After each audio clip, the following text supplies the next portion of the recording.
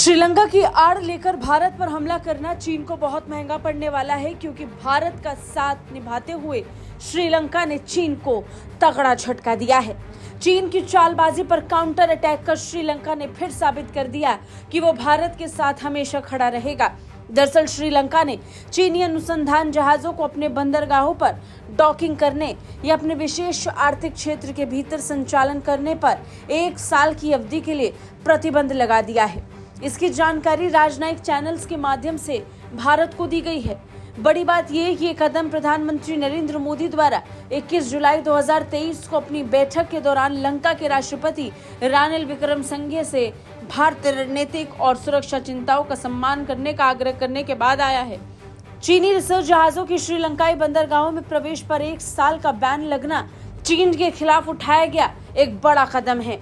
यानी अगले 1 साल के लिए किसी भी चीनी रिसर्च जहाज को अपने बंदरगाहों पर रुकने या अपने विशेष आर्थिक क्षेत्र के भीतर संचालित करने की अनुमति श्रीलंका नहीं देगा।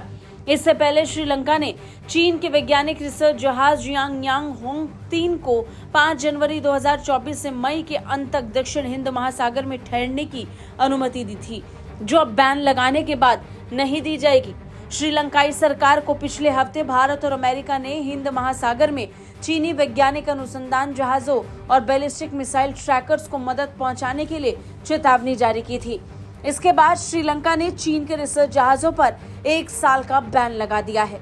अब सवाल ये है कि चीन क्या शोध कर रहा है और क्यों वो बार बार श्रीलंका की तरफ आता है। दरअसल पिछले 1 दशक से चीन पूरे हिंद प्रशांत क्षेत्र में अपने समुद्री पैर फैलाने की रणनीति के तहत हिंद महासागर की खोज कर रहा है। वो वास्तव में सुनिश्चित करने में लगा है कि हिंद महासागर में होने वाली घटनाओं के लिए वो समुद्री मार्ग बनाए, जिससे भारत को काफी नुकसान हो। ये निश्चित तौर पर नए साल पर श्रीलंका का भारत के लिए तोहफा और चीन को तगड़ा झटका है। चीन श्रीलंका को बहकाकर उसके पोर्ट का इस्तेमाल अपने जासूसी जहाजों को तैनात कर भारत पर निगरानी के लिए करता था।